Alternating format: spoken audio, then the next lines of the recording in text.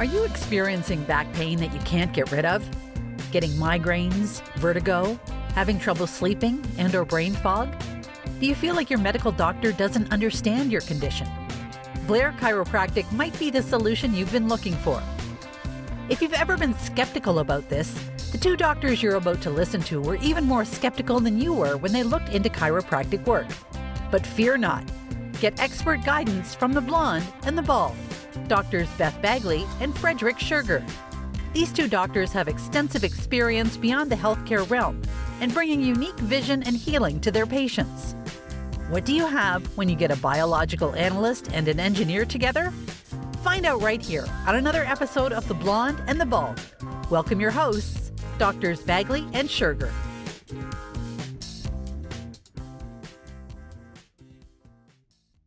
Welcome, folks, to The Blonde and the Bald. Dr. Bagley, how are you? I'm doing great. How are you doing, Dr. Frederick? I'm doing excellent. Refreshed. We haven't been doing this on Thursdays like we normally do, and I know we got one more week before we get back to our normal schedule. No, I take that back. It's going to be... No, we're still going to have a couple more weeks because I've got a travel schedule coming up between hunting. I just got back visiting my folks. Did you get any deer? They're on my cameras. They're on my trail cameras. Oh, that doesn't count. No, it doesn't. You know, just between traveling in the rain and it was one of those weekends where I have other things I'm going to do, and I'm not going to go out and just sit in the wet muck because the deer don't want to come around in that wet muck. No, they don't. They just want to huddle down too. I've tried that before, and in that area I know better. But no. I just got back and then I'm looking at my schedule for the next couple of weeks. And not only I'm going to head back out there in 2 weeks. And then the following week, I've got a seminar. You should be going to it too in Chicago, but you're not going to. That's fine. And then we have a seminar at your office the following weekend. Oh yeah, we do. So we've got, so our Thursdays are all going to be sort of. Yeah. And I know we're going to talk about wins and some awesome testimonials that happen in the office, but that actually leads us up to traveling. And That's what we're going to talk about today in this podcast is how to keep yourself healthy during travel. Exactly. And it's actually kind of hard. It really is. I mean, even just, I've gotten to the point where I can drive 5 hours without a problem. And that feels really comfortable. In fact, that's the trip between here and my folks' place up in Fort Wayne. But anything beyond that, I really get fatigued. And I certainly don't like doing it in the rain. And half the time, I don't remember some of the things that I should be bringing with me. At least going to Dad's, I'm like, well, I can make it here and there. But I don't know about you, but I like traveling with my pillow.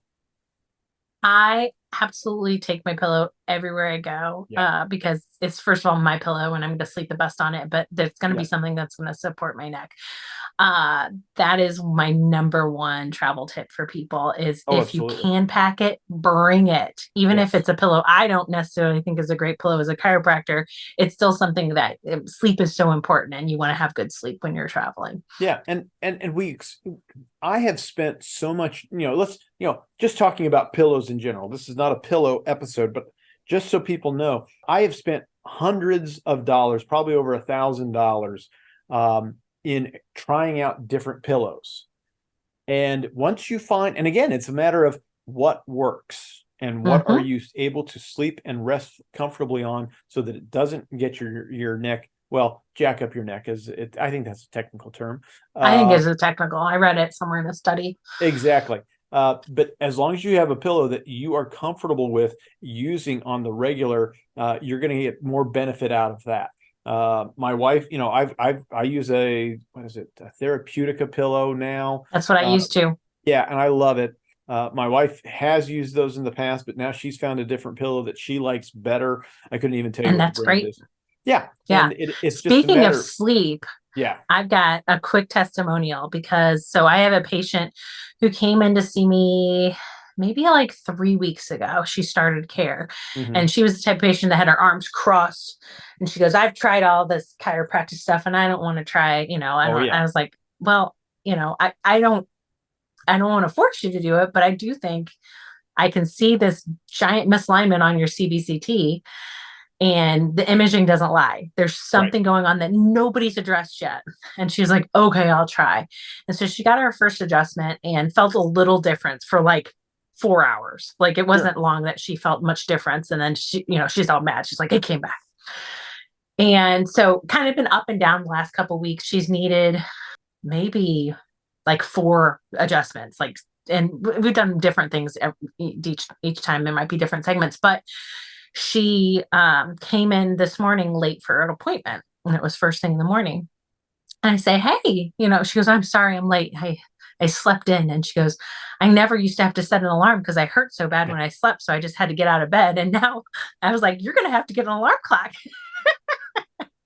That's actually pretty awesome. That really is kind of a cool story. And I was like, hey, that's a huge win, is that you're sleeping, you're able to sleep in.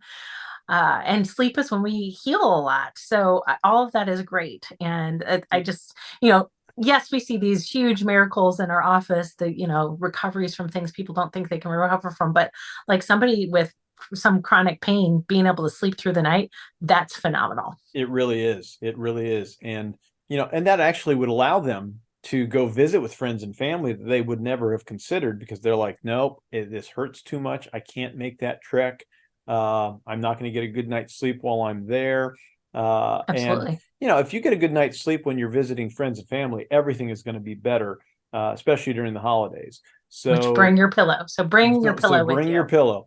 Sometimes you might bring all your bedding too. You never know. It depends on how gross the house is you're going to. There are a few things that I just like to have with me. But no, generally the pillows is the extent of my bedding needs.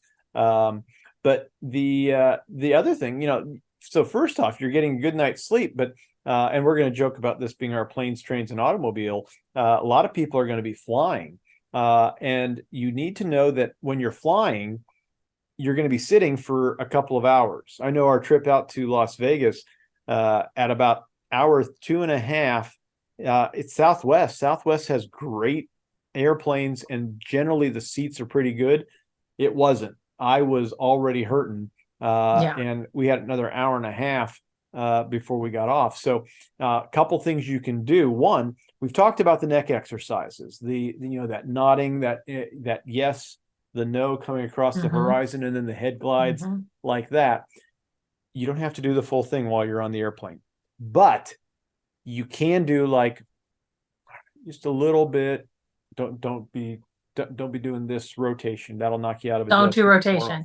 So yeah, the neck rotations, that's a really good point. Is like, I always think about the Jane Fonda workouts and stuff of the 80s. They were like, and rotate your neck and rotate the other way. No, don't do that. That is not good. Your neck is not supposed to do that. No. Don't rotate. Don't do neck rotations. And if you're in an exercise class and someone starts doing that, you don't have to like raise your hand and say, I'm chiropractor. You don't have to be you just do normal rotations left and right. Yes. And just you don't have to do what everybody and ups and downs. You don't have to do what everybody else is doing. Yes. Actually, just doing that, just pretending to do that, I know. I know. This is why sometimes I'm like, I tell all my patients, don't do the rotation except for in the office. Seriously, I'm like, oh man. Because the reason I have to get adjusted tomorrow. Exactly. Because the reason we do that in our offices with our patients is because we know it's going to stress them out. Sometimes they're on the bubble of needing to be adjusted, and maybe they need to get adjusted. But if we did nothing, they're going to, they don't need to be adjusted at that moment. They need to be adjusted 5 hours later when we've gone home and they're an hour away. No, it's sometimes you just have to force the situation, as it need be. The other thing, if you are on a long flight and you've got problems with blood circulation, you may want to take a look at some compression socks or some compression hose to help with that circulation need. Yeah, I even wear them on my long days at the office. Oh, sure. On Mondays and Thursdays, I work 10, sometimes 12 hours. Right. And everyone's like, you don't work that much. I was like, yeah, I do. I just don't work on Fridays. Yeah, exactly. Yeah. You don't see the hours of work that I have put in that aren't the hours that I'm in the office. They're not always like when I'm seeing patients, but it's long days and not a lot of like relaxation or being able to put my feet up Now I do move a lot which is one of the problems when you're not moving, when you're in a plane or a train or an automobile, Yes. and you're sitting for a long period of time, your legs are bent. And when your legs are bent up, that's going to cut off some of the circulation anyway. If you have poor circulation to begin with, like definitely consider compression socks. I like the ones that go up right below the knee. If you have a preference, you can get higher ones, but I think that those are like the best ones. You can buy them on Amazon. They're so easy to find now, and they're cute. You can get cute ones. They're not all ugly looking. So people don't need to know that you're wearing compression socks. But I feel like my energy is better when I wear them. And then I did wear them on the plane too, just because I wanted to. I wanted to see what it was like wearing them, since I recommend it, to Vegas. And definitely I felt good with them. Now, once we got to Vegas, it was hot. And we were at the Hoover Dam that day. And so I did at some point take them off, because I was like, my legs are hot. Yeah. That is the only problem. They're warm. So great for the winter. Yeah. Great for the winter. And, but yeah, I think that I never used to use them. And now that I do, I am a believer. I think they're really helpful. If you're going to go on an overseas flight, I think that that's really helpful too. But also getting up and move. Yeah. I know it's a pain in the butt to get out of your seat, your nice window seat, and go to the bathroom, but you might get up, and even if you don't have to go to the bathroom, go to the bathroom just to walk for a minute and maybe stretch just a smidge. I know it's not. Because one of the things they tell you when you are flying a longer flight and overseas is to actually pop your shoes off so that you can actually allow your feet to breathe a little bit. Now, please wear clean socks and please don't put your feet up on somebody else's. Into the armrest area where they can. Yeah, there's pictures, really, and that is nasty. People, don't be nasty. Don't. But again, you do that, and again, you get up and move around so that you can make sure your blood flow is not pooling in your legs, which can cause other problems down the road. Even if it's not maybe an immediate problem at that time. Just getting up and walking around are all big things just to keep moving. And the other thing is, if you're going to get jet lagged, just realize you're going to get jet lagged if you're going to be switching time zones and things like that. So you may find that you have a bunch of things that you plan on doing, but you're not going to be able to keep on track of it. So manage your energy, which we're going to talk about here in a little bit. But you got to take a look at how much time you can put into a thing that you're doing on a vacation. My dad just got back from not a Mediterranean. He said it was he made it out to be a Mediterranean cruise, but it was actually just a bus and train tour of Switzerland and Italy and a couple other really neat little places. But one of the things, and this is less a health thing than just a good way to manage what's going on, is use your phone to take a bunch of pictures. I think the tour guides are doing this now, so that they're taking a bunch of pictures and then they'll upload it to a central group to your phone. But one of the interesting things they did, so you could keep track of where you were, because Dad was like, there was a place here and a place there, and there was this one church that had a barbershop quartet singing, and he couldn't remember what days it was, but he had videos of some of these things. And then they would intersperse the videos with the itineraries for each given day. So now you can go through your phone and start saying, all right, which day was this? Without having to think about it. And then you can actually start recreating your event, because especially on a tour like that, he didn't have any extra time. It was, in fact, just to get to church on Sunday, they asked him first thing in the morning, what do you normally do on Sundays? And most of them responded, we go to church. And then they immediately got put on a train, and they didn't get a chance to get to a church until sometime late in the evening. And sure enough, there was a service. So these tours are nonstop. A lot of these things, and our Blair weekend was a nonstop thing. You did family stuff, but you didn't have any spare downtime just to sort of sit at the pool. I keep on trying to get one of these things, but then they wrote me into stuff. So you have to keep doing work. I do. And so you only have so much time. And one of the things that, I've just come across in Scott Adams' new book, Reframe Your Brain. This is a great book. This is going to be like gifted a lot for this holiday that's coming up. But he has, managing energy instead of time as an actual chapter in here. And the normal frame that we think of is we're going to manage our time and, get so much done. He has it flipped where it's manage your energy. And this gets back to, as we come off of the holidays and we have been pushing and pushing and pushing, two things are going to happen. We're not going to have the energy that we had when we started the weekend and all the excitement about going off to places. We're going to be basically done because we've been running so hard. And come Monday morning, heck, for a lot of people, come Sunday night, they're going to be like, I got to go to bed early, which is why you should probably add an extra day if you can of travel, or at least a buffer so that you're not going right back to work like you did this past time. But yes, I did. And I did too.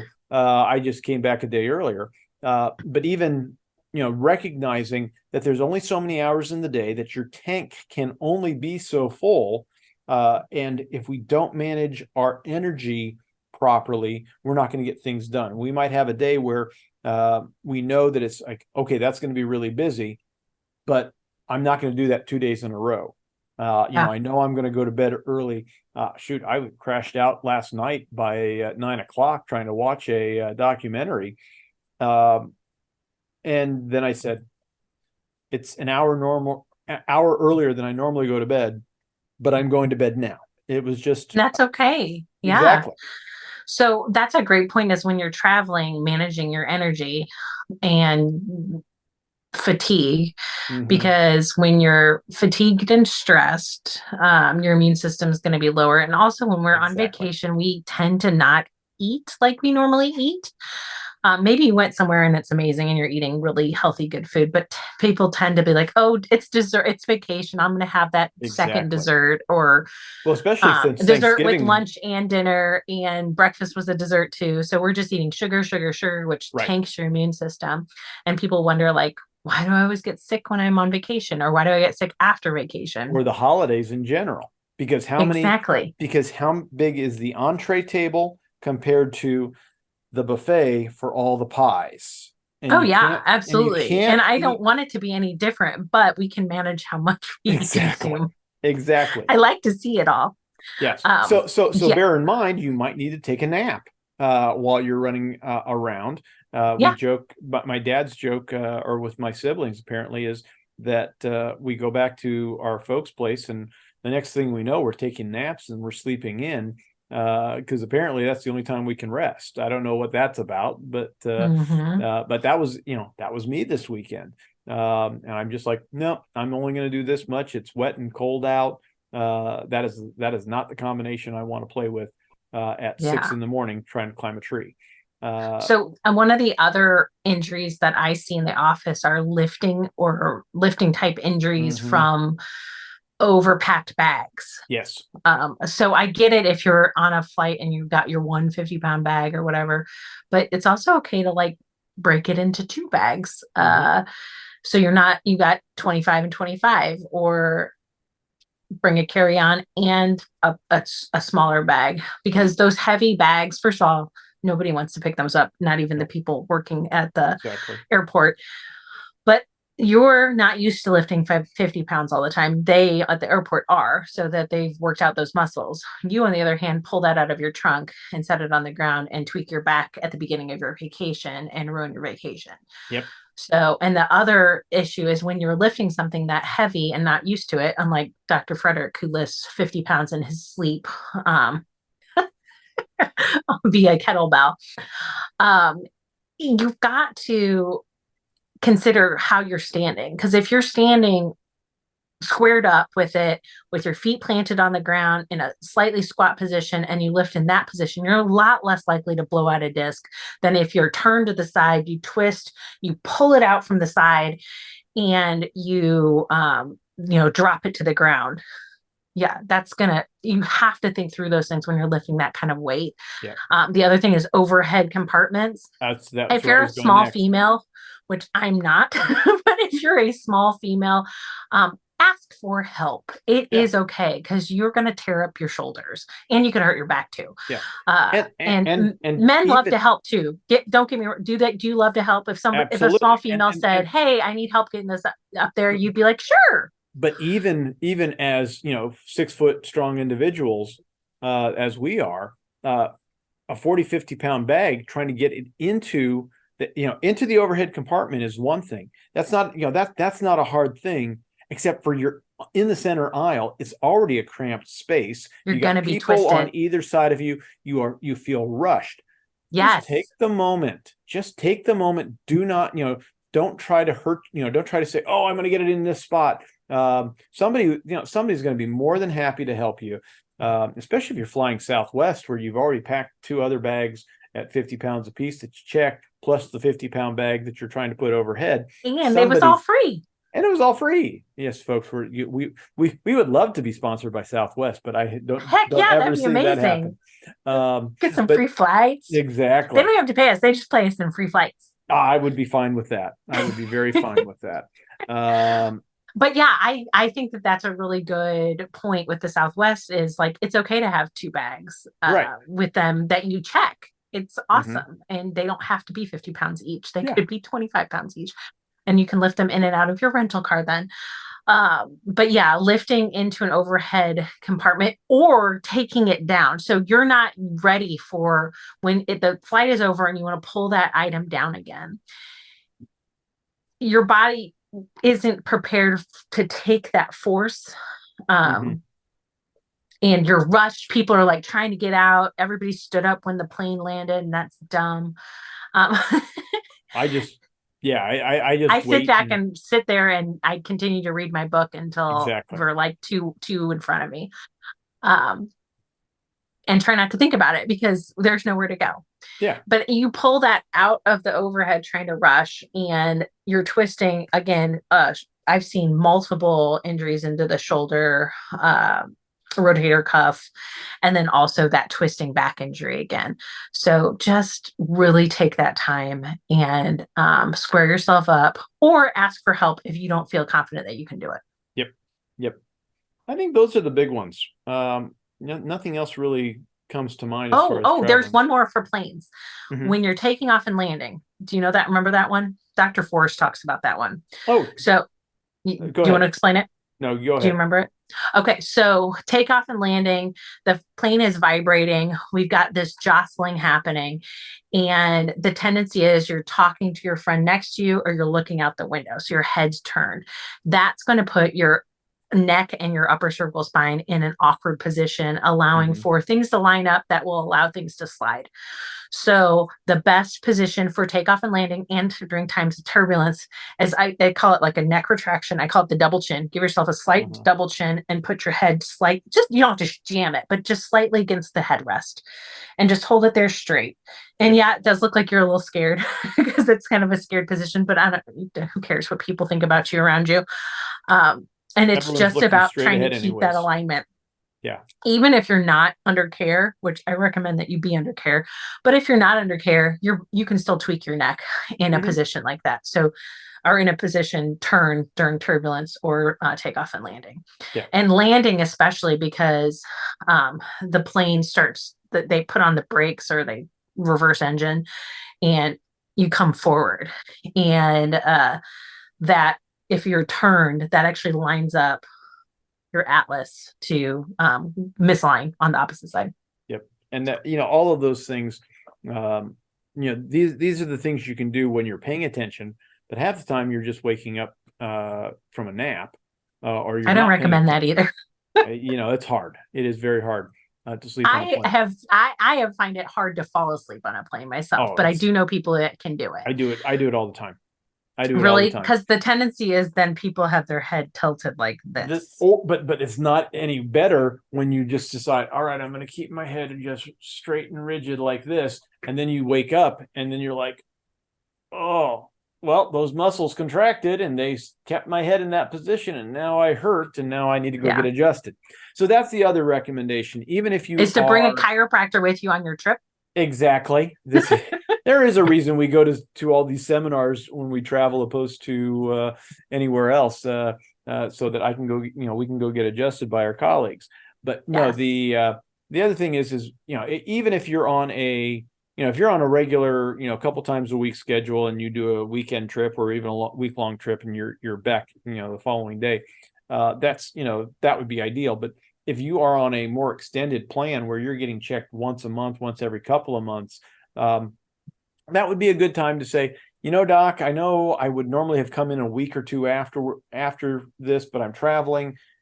Do you think I should get in beforehand? And the answer is always yes, because there's no modern travel, even if you're just driving, that can be a stress on your body. Generally my wife does all the travel or all the driving now. And even I'm still, sitting in the passenger seat, I'm still exhausted. Like I said, anything longer than 5 hours, and I don't have, the energy to, I'm taking naps half the time on that, on a trip, anything beyond that. So, but getting back to that idea of managing your energy, I want to talk about this in a couple of ways that relate to our health. When we aren't in good health, our energy is not going to be as strong as we would like it to be. Maybe our tank has a leak somewhere down the side of the tank for our energy. And until we get our head on straight, those leaks will not get plugged properly to refuel and replenish. So there's two sides to this. I like the idea for managing your time. Instead of managing your time, manage your energy. But once we start thinking about managing our energy, we can start asking the questions, what are the things that improve our energy, so that way we can have a more productive day and accomplish all the things we want to accomplish. Certainly, top of that list is getting your head on straight with an upper cervical doc like either of us. But other things might be, all right, I'm not going to eat that sugary snack after the holiday, because I know that deplenishes my energy. I can't recover as fast. Another one, and it goes to getting good sleep. People talk about melatonin all the time, and I'm sort of 50-50. Some people have good responses with melatonin to help them get to sleep. Other people don't. It's a great hormone. There's a lot of good research behind it, but as a supplement, it's questionable.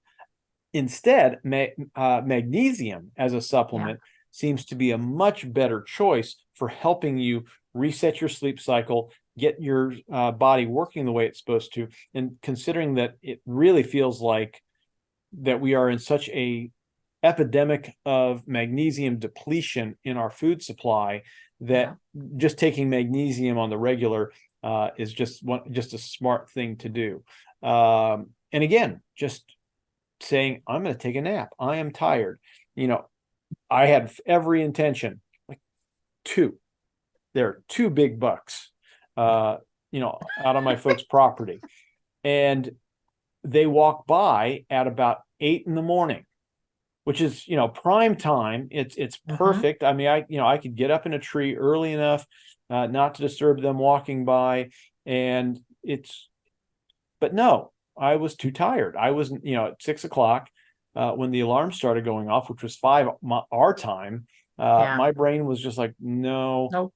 I have not recovered. Yesterday was Saturday was rough, and it was wet and damp, and we just didn't want to do nothing. In fact, and being okay with it's not laziness is like, correct. There's a difference between taking time for yourself and saying, no, I'm going to take care of myself, versus like sitting on the couch all day after day and being depressed. Like there's like, and giving yourself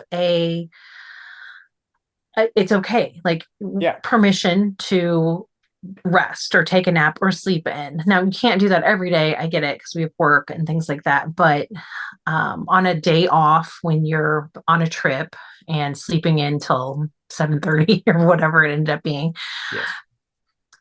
versus getting out into a tree stand, I think that's perfectly legitimate. Is there anything in the book, or have you considered the energy, choosing who we give our energy to, which is like people, and who we allow in our energy, in our space? There's some content that talks about that later on. I think it's a different area, but I was reading about that this morning. And again, it's who do we what are the things in your life that when you're looking at a situation, you're looking at a job prospect and a job opportunity, which one has a better energy that you're drawn to? And I think that's, that's exactly that same thing. Yes, there's going to be people that you are more drawn to, that you're energetically excited about. I mean, that was for me with chiropractic. I look back at certain moments in my life that were an immediate yes. I'm going to go do that because the energy was just right and everything just clicked. And getting into chiropractic was one of those things, even though the sensible engineer in me said, well, I could either go down this law route or this business route, neither of which were exciting enough for me to sort of say, all right, I'm going to sit down and I'm going to fill out this application. But when chiropractic became an option, I'm like, oh, I'm going to do this 17 things that seemed hard for the other 17 things, but were super easy because the energy felt right. So and that's he like does mention on that. Following your passion is what I'm hearing. Is if you're, I get it. Sometimes we have to have a job that we don't like. I fortunately have a job I love, which is amazing for me, but I get that some people have to do things, but we can choose to complain and that will continue to deplete your energy, or we can choose joy and happiness and figuring out like where's the situation here that was a win, what coworker can I compliment today to bring the energy up, because you can elevate your energy just by having an attitude that is conducive to that, and you can also totally suck the energy out of a place. And I know anybody listening to that knows someone who is the energy drain. And that energy drain is also, I would say, is you can pray for them and try to talk to them about this stuff, but sometimes that's also someone you need to cut out of your life. Exactly. And the joke is energy vampires. And yes, and it's a 100%. It's not even a joke. I think that's a really good way to say it. Is they suck your energy. They don't give you energy. And folks, if you don't know what an energy vampire is, there is a What We Do in the Shadows is a TV show. I think it's on Hulu now. I can't remember, but there is a character on that who plays an energy vampire. And I don't want to meet this man because he's an actor, but I don't want to meet him in real life because he does this job so well. And I've met these people that I don't need to ever interact with him as an actor or as outside of the acting, because he might do it just for fun. And sometimes these people are just doing it for fun. So, and we can run into that as chiropractors from our patients sometimes.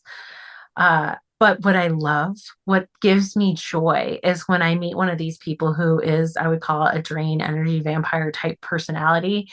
And through getting their head on straight and some time, they become the most amazing people that I just like fall in love with. And does it happen to everyone? No, because some people just choose to be miserable. Well, there's this is true. But how many of these people who are falling into that category do not have, and this probably is the better way to think about your energy, is a well within you. And you can, that well, sometimes that well is not running.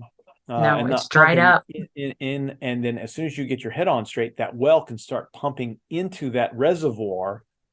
And if you're, between the pump running and the tank, all the leaks in the tank being filled up, you're going to do so much better. You're going to feel so much better. And the things that you thought were insurmountable are now easy, and you can figure out how to achieve those goals. In fact, I had a young lady that came over about a week ago. Her sister was just saying all sorts of great stuff about us because her sister had been in months earlier and was having a lot of health issues and got better. Well, she came over, and this young lady, she up until about 4 or 5 years ago, and she's in her late 40s, early 50s, somewhere in there. But up until about 4 or 5 years ago, she was still teaching and doing gymnastics at a high level. And she didn't remember any falls, except for the fact that I think she did mention that she jumped off a 2-story or a 3-story or something that they practiced outside and landed on her feet, and that was fine outside, but when they took it into the gym, she broke her legs. So all of these injuries and accidents, and she's already said I'm hurting all the time. I got all these problems. And of course, what happens after she gets adjusted? Things start getting better. In fact, she's, she unfortunately she's 2 hours away, so she can't make it in as regularly as I think she needs. But it's in the back of her mind. I was chatting with her today, and she's like, I definitely need to get in because I'm starting to hurt again. And she gets it, and she's got that internal reservoir. The other part is she's like, I don't know who else to go to. You're my last hope. And I don't need to be Obi-Wan Kenobi, but I know that does put a lot of pressure on us, but I'm kind of used to it at this point. It is. And it's like, oh, okay. Yeah. You're not the first person to say this. So, and knowing that, and I tell them the only thing I fix is a structural shift in your spine. Exactly. That's the only thing I do. We don't have the force like Obi-Wan did. No, but when people say, Doc, you fixed me, this is so great. I always said, couldn't have done it without you. Yeah. Because I couldn't. I don't have any of that power. All I can do is visualize this terrible misalignment on people that is affecting their health, and it's making their well dry up. I like that. Exactly. And remove that misalignment, put it back to where it's supposed to be, restore normal motion. And it's amazing what we get to see. And that's why I have trouble not accepting everyone for care. Now, there's some people that we absolutely can't accept for care. But if I see a misalignment and it's possible that we can help, I'm going to try. Yeah. And, maybe what I need to do, and I need to have Pam and Jerry on the podcast at some point in time, because Pam's doing great. And we are concerned because Jerry's not as good in good health as he would like to be, as she would like him to be. But there was a traumatic injury to his neck, and it's healed, but it's not healed. Yeah. And I don't know if I'm going to be, if I'll ever be able to adjust him again. Time will tell. But the short answer is I'm not touching his neck until we see it look a little bit more stable. And that might be a while. And yet his energy, again, is not as robust as it was, especially when we were working on him. So all of these factors play in, and we're not going to, when a patient comes in who's not supposed to be in our office because they have some sort of injury that is not a neck problem, it's a surgical problem, or it's a I guess cancer would be the other one, which I sort of fall into the surgery, but it's a full-on medical problem. If that's the case, we're going to make sure you get to the medical doctors first. And then once you've been cleared by them, that everything looks stable and you are your ultimate good spot, then we can start talking again about what we can do to help. But we're not going to do that right off the bat. We're not the kind of doctors that will, that you hear about, that sneak up on the person in the gym because they're a friend and they were tired of looking at their neck in a weird way. No, we don't do that. You got to come into our office and get pictures taken first. I mean, that's the bare minimum. So yes, absolutely. Anything else? I think that sort of wraps it up right now. Yeah, I think so too. I think planes, trains, and automobiles is a safe place to stop. But the last thing I'll say about being in an automobile, if you got like a long distance journey, like 10 hours, when you do stop for gas, do some stretches. Get out and move. Walk. Yeah. Get out and do some things, move while the gas is pumping, because that's going to save you. Yep. In fact, it's a good time, if you pick up a cup of coffee to drink on the way, it's too hot. Don't try to drink it immediately. Put it in the cup holder and then just walk around, stretch your legs a little bit. We have dogs, so that they are certainly they got to be walked, so we got to be walked. So it at least gets things moving for all the possible things that extended sitting is going to give a problem with. So anyways. Well, where do they find you, doctor? I am at KeystoneChiroSPI.com and all the socials, Facebook, Instagram. Yeah, technically I'm on Twitter, but I'm not looking at it very much. I don't load anything on Twitter. Yeah, I am in St. Louis, Missouri, We are Precision Chiro STL. You can find me on all the socials also, except for Twitter. I don't think I even have a Twitter handle that's related to my business. Of course, it's not Twitter anymore. It's just X. Oh, I mean X. I'm sorry. Yes. Oh, sorry, Elon. Twix. Elon's Twix. going to come and get me. Yes, I like Twix. I do like Twix. Halloween's coming up, and I need to avoid Twix.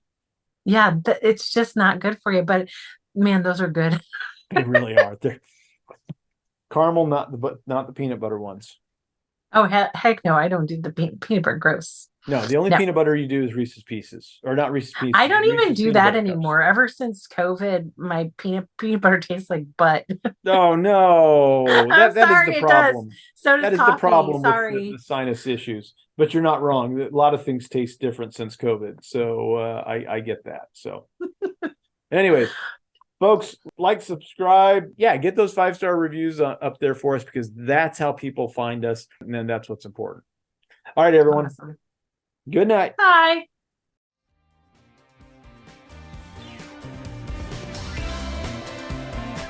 That's all for today's episode of The Blonde and the Bald. Don't forget to like, share, and subscribe. If you enjoyed today's show with Doctors Bagley and Schurger, remember, don't give up and just live with the pain. Come back next week and get more answers and solutions. Visit our websites at KeystoneChiroSPI.com and PrecisionChiropracticSTL.com for more info, and catch all the episodes of The Blonde and the Bald.